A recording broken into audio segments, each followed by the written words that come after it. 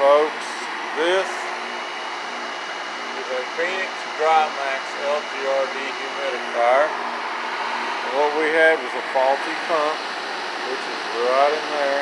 Done changed it. Simple change, okay? You have 2 bolts on the front to take out, 2 on each side.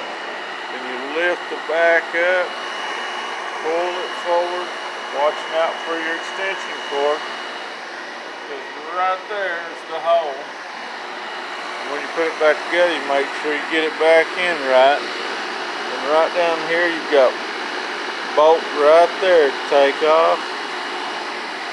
And that's where this hose is connected to your pump. You pull that pump out, take your wire loose, put your new pump in, and of course, if it's working right, keep your bucket down there and your fluids will pop out right there in your bucket so you ain't got a mess.